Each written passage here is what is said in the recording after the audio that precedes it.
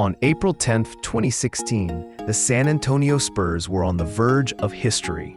No NBA team had ever gone undefeated at home for an entire season, but that night, the Spurs were 39-0 in their own building, just inches away from perfection. With the Hall of Fame coach, one of the greatest trios the league had ever seen, the reigning Defensive Player of the Year, and a deep roster of veterans, they were ready to give their fans something unforgettable. But then, good luck here. Curry. Stephen pulls up for the three. Curry gets it back. His three is perfect. Standing in their way that night on the road to immortality wasn't just any point guard. It was Steph Curry, but not just any version. This was 28-year-old prime Steph Curry, the greatest shooter in NBA history, arguably the best point guard of all time in his physical peak at the height of his powers. In 2016, the San Antonio Spurs finished with the best home record in league history, 40 wins and 1 loss. In 2015, Steph Curry reached his first ever NBA Finals. Over 6 unforgettable games, Steph and the Warriors dazzled the world with a new kind of basketball. Relentless movement, ball screens, and the purest shooting the game had ever seen. And when the dust settled, they were champions at last, the last one standing. But despite the confetti and the trophy, critics were quick to chip away at their victory. Kyrie and Love were injured. Andre Iguodala won Finals MVP, not Steph. Their playoff run was too easy. Whether it was the critics fueling him or his own hunger for greatness, we can't say for sure what Steph was thinking that summer. What we can say, however, is that he wasn't the same when he returned. And when a player has the skills and has trained himself to have the skills to be able to juke, shoot, dribble, left, right, etc., and then you mix that with this calmness and poise, and you have a serious problem on your hands. When the 2016 season began, the NBA was stepping into uncharted territory. Curry wasn't just great that year, he was otherworldly. And today, we're gonna find out just how far his peak greatness truly went. Jrue Holiday is one of the league's premier perimeter defenders. Anthony Davis, one of the most dominant interior stoppers in the game. Both were in their physical prime in 2016. But on opening night, none of it mattered. Steph, he's on a different planet right now. he's an alien. I Like- don't understand. Steph Curry sliced through them from everywhere. Deep threes, mid-range pull-ups, finishes at the rim. Nothing slowed him down. He dropped 40, sending a clear message to the entire NBA. Last year was no fluke, no big deal. They probably thought it was just one game. In the NBA, second chances come quick. Holiday and Davis probably told themselves, we'll get him next time. And just 4 days later, they got their shot back home in New Orleans with the crowd behind them this time, while Curry was on the second night of a back-to-back. But instead of slowing down, he did the opposite. Got Babbitt switched out on him. Curry for 3! And 51! 4 days after dropping 40, Curry went even more nuclear. 53 points against 2 of the elite defenders of the NBA, both in their prime, both hungry for revenge after what just happened days earlier. But they still couldn't stop him. They couldn't even slow him down. This was prime Curry, unstoppable.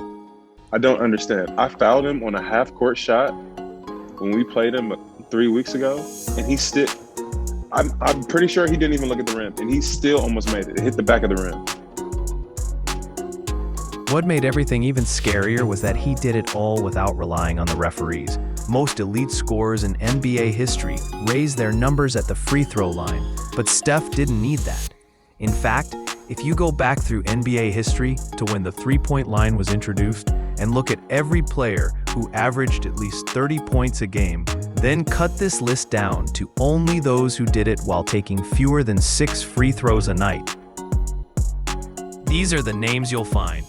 Prime Steph Curry was the purest scorer the game had ever seen. He didn't need gimmicks.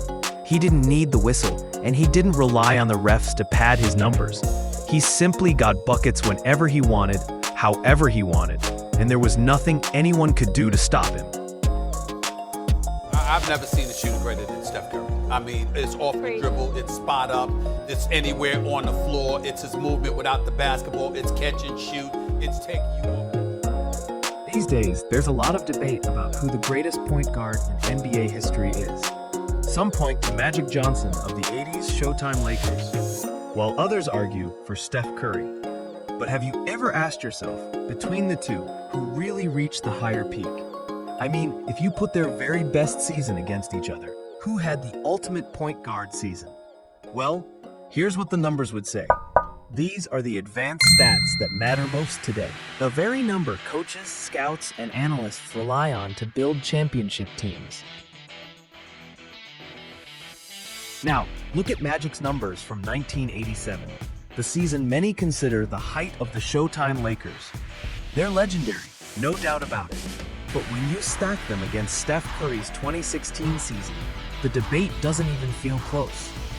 Some will say numbers don't tell the whole story, but the reality goes even further. Everyone knows Steph Curry changed basketball forever with the way he stretched defenses and warped the floor with his gravity.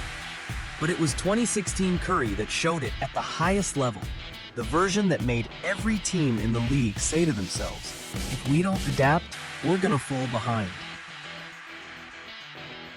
He single-handedly changed the no leader segment.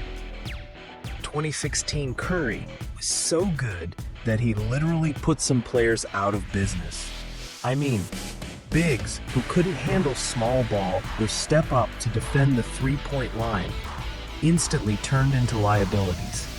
And how can teams keep a player on the floor when Steph is knocking down threes on them, like their layups? But it wasn't just the bigs either. Front offices today won't even consider a point guard who can't shoot. And that shift goes straight back to 2016 Steph Curry. In the NBA, records are meant to be broken. It's inevitable. LeBron passed Kareem, for example. Nikola Jokic topped Jordan's PER. But here's the thing. Those records stayed in the same ballpark. LeBron isn't passing Kareem by 15%. Jokic isn't outpacing Jordan by 10%. But 2016 Steph Curry, he didn't just break the previous unbeatable three-point record. He obliterated it, shattering the previous mark by nearly 50%. This wasn't just a new record being made. It was something the NBA, and really sports history itself, had never seen before.